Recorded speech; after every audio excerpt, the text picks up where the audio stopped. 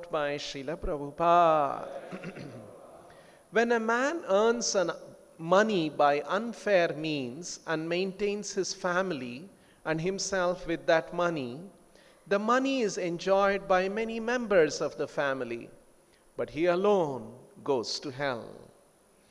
A person who enjoys life by earning money or by envying another's life, and who enjoys with family and friends, will have to enjoy alone the resultant sinful reactions accrued from such violent and illicit life.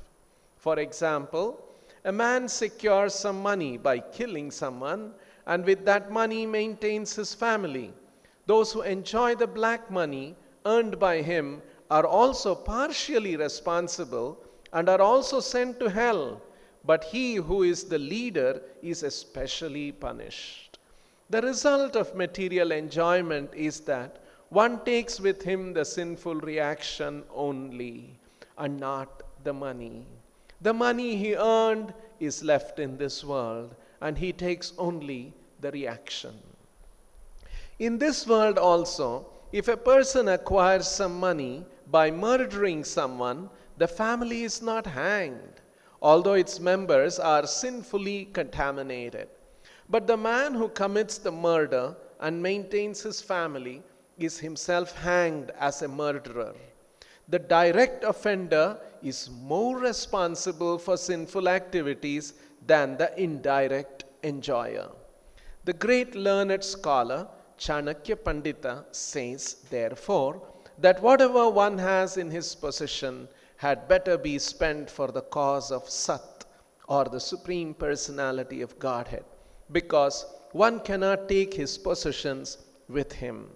They remain here and they will be lost. Either we leave the money or the money leaves us, but we will be separated. The best use of money, as long as it is within our possession, is to spend it to acquire Krishna consciousness. Thus ends the Bhaktivedanta purpose. So we are reading in this part of the Srimad-Bhagavatam Lord Kapila's instructions to Mother Devahuti, and this chapter, called the description of adverse fruitive activities, describes what a conditioned soul experiences near his death and post his death. And in this particular verse today, Kapila Deva is saying what happens to the person who bhuta drohena yad brutham, he committed bhuta droha, all kinds of illicit activities towards other living entities, plundering them, cheating them, and all those kind of things. Bhuta drohena yad brutham, for the sake of maintaining his body. Hitva idam swakalevaram, after giving up his body, swakalevaram hitva. What happens to him? Ekaha prapadhyate dhvantam, he alone enters dhvantam, the darkest region of hell. Ekaha prapadhyate. And what does he take with him for his journey? Kushale tarapateyo. He only takes, this is his passage money, and Prabhupada has used this word passage money, and so he only takes that. He goes alone to the darkest region of hell after quitting the present body, and the money he acquired by envying other living entities is the passage money with which he leaves this world. Prabhupada has further clarified in the purport.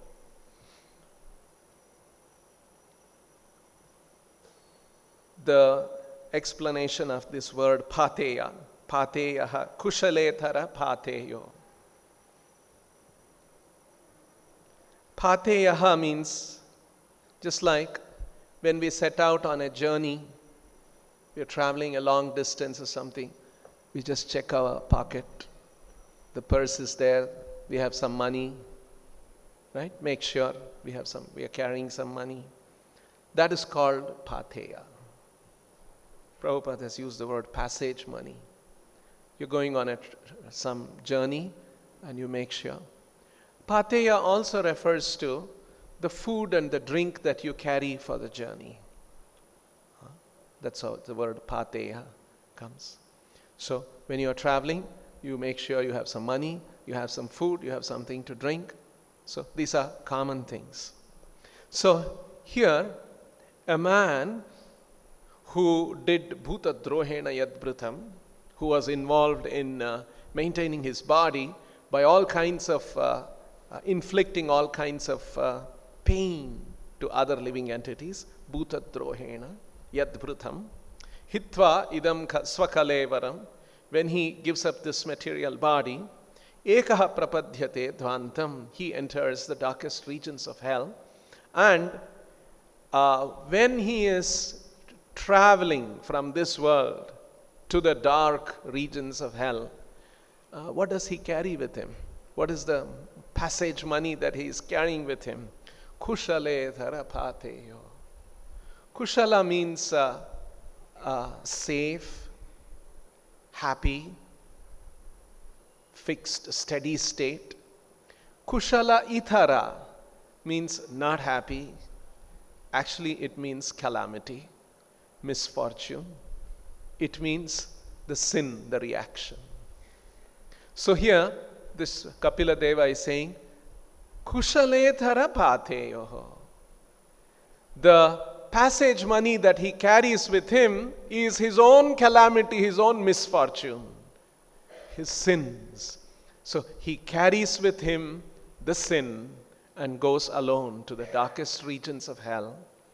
And he leaves behind all the money, and this is what he carries to the other world.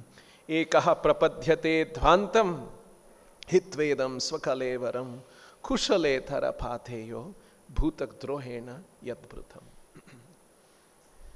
So if we see the previous verse and today's verse, the verse which we read today, in the previous verse, Kapila Deva said, Visrijyeho bhayam pretya bhunkte tat palam idrisham. When a person commits all kinds of illicit activities, sinful activities, and earns money out of that, and enjoys with his family members, ubhayam bhunkte tat palam idrisham. In the previous verse, Kapila Deva said, he and his family members, all of them have to suffer. Tat brutam bhunkte tat palam idrisham. All of them have to experience the reaction. In this verse, Kapila is saying, ekaha prapadhyate dvantam. He alone enters the hellish, darkest region of hellish conditions. So, is there a contradiction? That's why Srila Prabhupada is he's giving this explanation in the purport. Prabhupada says that there is a direct offender and an indirect enjoyer. There is a primary offender who is doing all of these kind of things, and there are secondary enjoyers who benefit from his offensive and illicit and in sinful activities, and they also enjoy, but they also become contaminated. But he is primarily responsible, and others also have to suffer. Not that they are freed from suffering. So here, Prabhupada is explaining. For example, if a man secures money by killing someone, and with that money maintains his family, those who enjoy the black money earned by him are also partially responsible and are also sent to hell. But he who is the leader is especially punished. But the man who commits the murder and maintains his family is himself hanged as a murderer. The direct offender is more responsible for sinful activities than the indirect enjoyer. So, the leader, the main primary offender, he also has to suffer. And the other family members who derived some benefit out of that offense, they also become contaminated and they also have to suffer. Visrujya iha ubhayam pretya bhunkte tat phalam idhrisham. Ubhayam, they also suffer. He and the family members both suffer. Ekaha prapadyate dvantam. And he especially suffers because he is a primary offender. So, this is Krishna says in the Bhagavad Gita, Gahana karmano gatihi. The playing of the karmas, how karma plays out is Gahana karmano gati. It's very complex, it's very intricate. So, how karma works, Kapila Deva is explaining here. The primary offender, he also has to suffer. And the family members who enjoyed the benefits of that primary offense, even they suffer. They are also not freed from that. This is how the law of karma works. Actually, this is an interesting perspective. Not only the main offender, family members, everybody has to suffer. Our Prime Minister is now setting out to stop corruption. This piece of information is very valuable. Anyone who is trying to be corrupt and is thinking that I will do the corruption, it's okay, no one is seeing, and I'll enjoy, and my family members also will enjoy. No, you get the reaction, family members also get the reaction because of your offense. So hopefully that will deter some people from indulging in corrupt practices. So, this is how the laws of karma work, and they are very intricate. One cannot say that I can get away, or the family members cannot say, you committed the sin, don't hold us responsible. No, family members also have to suffer. They also go to hell, are also sent to hell. Prabhupada is writing in the purport. But he who is the leader is especially punished. So the leader, he made the decisions. So he is responsible. And by the virtue of that decision, earned some illicit money, and other members enjoyed that. They participated in that, enjoyment of that money, contaminated money. So even they have to suffer. So these are the intricacies of karma.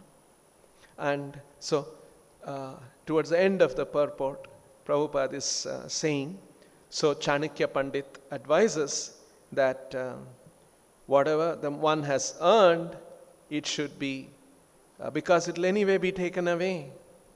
And we have to leave everything and go. Kushale thara patheho. We only take the sin with us and go. All the money is left behind. Hence, one should, whatever possession, whatever wealth one has in one's possession should be used for the cause of Sat, or the Supreme Personality of. In other places, Prabhupada quoted that Chanakya Pandit's verse, Sannimitte varam tyago vinashe niyate sati. Sannimitte varam tyago. So you should do tyaga for the highest benefit, varam tyago. And for what purpose? Sannimitte, sat nimitte, varam tyago. Vinashe niyate sati. Because vinasha, everything getting destroyed, is niyate, is certain.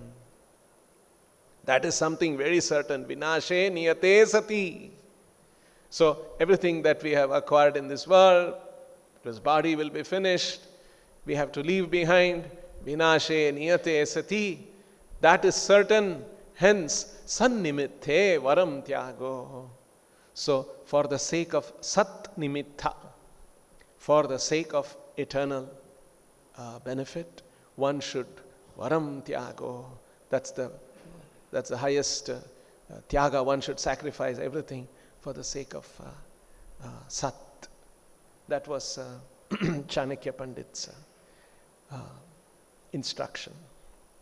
So, Prabhupada often quoted Chanakya Pandit's quotes, which are in one sense moral codes. Prabhupada said that they are moral codes. But nevertheless, Prabhupada always gave a transcendental perspective to those moral codes.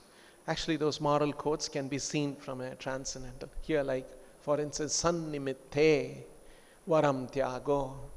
That Sat Nimittas, that Sat should be ultimate Sat, eternal, is Krishna, the Supreme Personality of Godhead. So we as spiritualists, we should see in this perspective that for the sake of eternal, for the sake of the Supreme Personality of Godhead, we should sacrifice everything. In another place, Prabhupada quoted another Chanakya Pandit's his shloka, his niti. There, Prabhupada says, how a person should think always, if one is interested in spiritual advancement. And how a person should think always if one is interested in material advancement. Nice instruction. How one should think, if you are interested in spiritual advancement, how you should think, not just think, how you should always think if you are interested in spiritual advancement. If you are interested in material enjoyment, how you should always think. Chanakya Pandit has given some instruction, and this is Srila Prabhupada paraphrasing it for spiritual life. So, Prabhupada says, Chanakya Pandit says that if you are interested in spiritual advancement, you should always think, next moment death can come. Next moment death can come. If you are interested in material advancement, you should always think, I will never die. You see? Once I had a visitor, a very rich man, and then he was described a little bit about all his business, big money he is making, big house he has got, all those kind of things. And then I started preaching. Somehow, you see, when you preach, you don't have a script or anything. You start preaching, and somehow I started telling him about temporary nature of the material world and soul, spiritual, Krishna, all those kind of things. After a little while, I noticed he was a little disturbed. So, if somebody is interested in material enjoyment, he should always think, I will never die. Death becomes a deterrent. It really, it shakes them. You don't want to, you want to enjoy nicely, forget, you're not going to die. You should think like that. That is Chanakya Pandit's. Of course, you can think like that, but you will be in big illusion that you're not going to die. Now, let's look at the first part of it that Srila Prabhupada teaches. If you are interested in spiritual advancement, you should always think, next moment I can die. Actually, there is a difference between, we say another thing also in Krishna consciousness. We can die any moment. Actually, there is an important difference between saying we can die any moment and the statement, next moment we can die. There's an important difference. Any moment I can die means I'm sort of assuming that there are many, many, many moments, could be next 100 years also. And in that any moment I can die. Right? That's the same, which is a fact. I can die now, I can die after 10 years, I can die after 20 years, I can die after 50 years. Any moment I can die. Here Prabhupada is making this statement in a class, in a lecture. Next moment I can die. And one should always think like that if we are interested in spiritual advancement. It's a very significant statement by Srila Prabhupada. Because that's a reality. Next moment we can die. When we think like this, when Srila Prabhupada is saying, if we are interested in spiritual advancement, we should think, next moment we can die, then it brings a certain kind of a seriousness to our spiritual life. And it brings a new perspective to all the difficult problems that we are experiencing in this world. This person is not nice to me. That person is envious of me. This person got something bigger and better than I got. All these kind of thinking that exists in everyone's situation. If you think, next moment I am going to die, then all those different material calculation, everything just vanishes. And Prabhupada is saying we should always think like that if we are interested in spiritual life. Next moment I can die. It's a very interesting principle. In another occasion, something on the same lines, Prabhupada says, Parikshit Maharaj was cursed that he will die in 7 days. Right? He's going to live for 7 days and then 7th day he is going to die. That's the understanding. That was the curse he got. After 6 days, 7th day, you will die. Prabhupada says, our situation is more precarious than Parikshit Maharaj. Parikshit Maharaj got some certainty. 6 days he is not going to die. 7th day he is going to die. 6 days he is pretty safe. Our situation is not, we are not having any such curse also. 6 days you will be safe. Next moment we can die. Why Srila Prabhupada says these kind of things is, there's a very important reason. Because the Bhagavatam's mood, Bhagavatam's spirit is Tivrena Bhakti Yogena. One should perform devotional service Tivrena. Prabhupada explains in the purport to that verse, one should worship the Lord with great expedience. Expedience means a certain kind of an urgency, certain speed, certain intensity, certain seriousness. And Prabhupada wants us to practice like that. He wants us to really feel, because that's the reality. It's not some kind of a psychological construct that we are trying to make up, just for all of our good things. No, it is a reality. Next moment we can die.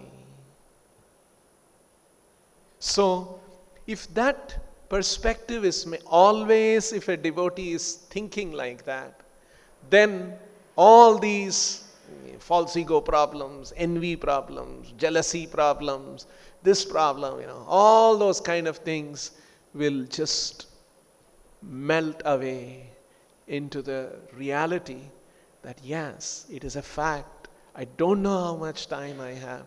I must become serious and practice Krishna consciousness very seriously. There was one interesting anecdote in the life of Srila Prabhupada. Once Prabhupada was flying from Singapore to some city in Australia. There was one devotee, Prabhupada was sitting in one's row of seat in the flight, and this devotee who recalls this, he was sitting in a few rows behind. And when the aircraft was flying, it was caught in a turbulence. and the whole flight was shaking. And then after a certain few seconds of turbulence, then it hit an air pocket, and suddenly the aircraft came down about 5,000 feet. And people were screaming, children crying, men, women, everyone's screaming. And then it lasted for about that sudden loss of altitude for about another 10 seconds. And then the plane became steady and took up. And everyone was relieved, but everyone was shaken up. And then this devotee who was sitting a few rows behind, he could get off the seat and unbuckled and came. And he came to Srila Prabhupada. And then, is everything okay, Srila Prabhupada? He was very concerned, naturally. Prabhupada was completely unshaken. He said, we can die any moment. In the sense, we are ready to die any moment. Actually, Srila Prabhupada practiced what he preached. Somewhere in Montreal, 1968, Prabhupada is saying, if you are interested in spiritual life, you should always think, next moment I can die. Many, many years later, somewhere in the flight, this happens, and Prabhupada says, we are ready to die any moment. Next moment we are ready to die. So this is actually the very special thing about Srila Prabhupada. He taught what he was actually practicing. This is not just this is all for all of you. For me, something else. No, there was complete harmony between what he was teaching, what he was believing, what he was practicing, what was going on in his consciousness. That's the meaning of the word person Bhagavata, who is actually living by the teachings of the book Bhagavata. Bhagavata is a book and the Bhagavata is a person. And Bhagavatam can be properly understood, the book Bhagavatam can be properly understood by going to a person Bhagavata. That's why Prabhupada often said a professional Bhagavatam reciter cannot teach. He must be a practitioner of the book Bhagavata, then he can teach the book Bhagavata. This was Chaitanya Mahaprabhu's instruction. Whenever somebody approached him who wants to learn book Bhagavata, he would send him to a person Bhagavata. This is the principle. The book Bhagavata can be understood by a person Bhagavata who is living by the principles of the book Bhagavata. And Srila Prabhupada is such a wonderful person Bhagavata who explained the book of Bhagavata. So, Prabhupada wants us, here Kapila Deva has said, Kushale tarapateyo. What is this sinful man carrying with him for the journey? He is only carrying kushale tara, simply sins. Sinful reaction, calamity, misfortune. This is what he is carrying as his passage money. Pateya kushale tara pateyo. So, Srila Prabhupada wants us to carry something very valuable for our passage. He didn't want us to carry kushale tharapateyo. Because all of us have to go through this journey. No one is exempted. So we have to prepare ourselves. We have to carry the pateya. So what shall we carry as the pateya? So now instead of kushale tharapateyo, we should carry kushalavaram, the highest kushala, highest thing that we can carry. And the highest thing that Chaitanya Mahaprabhu teaches that we have to carry is Prema Pumartho Mahan.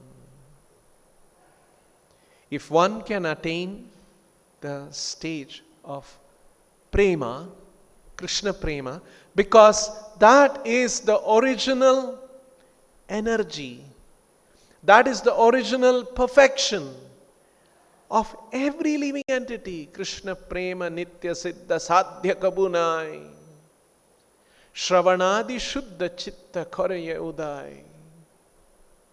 This is the Nitya Siddha of all the living entity.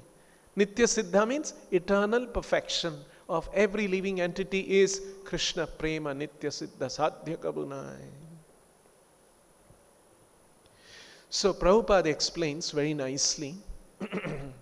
There are 3 stages of chanting. One is the stage when we chant with offenses. The second is the stage where offenses have diminished and we have become offenseless in chanting. The third stage of chanting is called pure chanting. So Prabhupada makes this distinction. It's there in the Gaudiya Vaishnava literatures. Prabhupada explained in many places in the purport. There is chanting with offenses, offenseless chanting, and pure chanting. And Prabhupada explains, offenseless chanting is called mukti. Pure chanting is called love of God. So, chanting with offenses, offenseless chanting which is mukti, offenseless chanting leads to mukti, and pure chanting leads to awakening of love of God. So, now you see how important it is to come to the state of offenseless chanting. It is a liberated stage. Because one has correct understanding, one is not committing offenses to other Vaishnavas, one is not committing sinful activities, one is not attached to material things, one is attentive. In the Padma Purana, different offenses are described. Pramadaha means to be preoccupied with while chanting. That's why it is Prabhupada said, to be inattentive while chanting is another offense. So, coming to the offenseless stage is called Nama Bhasa. This is Chaitanya Mahaprabhu's descriptions to the Goswamis. So there is Nama Aparadha, chanting with the holy name with offenses. Then you come to the stage of Nama Bhasa, where a dim reflection of the holy name has begun. When we have become freed from the offenses. And then comes the stage of pure chanting when love of God is awakened. Krishna Namer Ete Swabhav. This is the nature of the holy name. If we chant the holy name, we can come to the stage of pure chanting and awakening of love of God. So, the holy name can take us beyond the liberation to the stage of pure chanting. And this is the desire of Srila Prabhupada. This is the desire of Chaitanya Mahaprabhu. We make advancement like that. And that is why Chaitanya Mahaprabhu said, Prema Pumartho Mahan. If just imagine, instead of carrying the sinful activities with us, if we carry this state of pure consciousness, freed, and if we are fortunate to come to the stage of becoming offenseless and come to the stage of pure chanting, for him the patheya, he is just going back to the spiritual world. That's why Prabhupada wrote that if one person takes to Krishna consciousness seriously and goes back to Godhead, we consider all our efforts to be successful. So it's a very serious thing. We should always think, next moment I can die. So that way we become serious and expedient in our spiritual practice. One should worship the Supreme Lord with great expedience. Very beautiful. Prabhupada's way of expressing all these things in English. He used wonderful words, wonderful expressions with great expedience. Tivrena bhakti yogena. Because we have a lot of ground to cover. Our chanting filled with offenses. When can I come out, become free from these offenses? And then come to the stage of pure by the mercy of Guru and Krishna. So, this is how a foolish, ignorant, conditioned living entity lives his life. And what is the aspiration? What is Bhagavatam teaching us? Tivrena bhakti yogena anartho pashamam sakshat. So that all the anartha go away. So if that becomes the focus in our life, then all the material problems that we experience, both as devotees and even the non-devotees, they also have innumerable problems. We as sadhakas, we may also be struggling with our mind, contaminated mind, envious mind, lusty mind, all of those angry mind, all those kind of things. But this brings a certain kind of a seriousness. Bhagavatam wants us to bring us to that kind of a seriousness.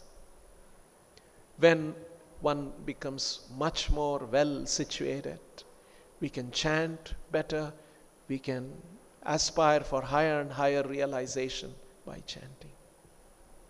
We'll stop here. Grantaraj Srimad-Bhagavatam ki, Srila Prabhupada ki.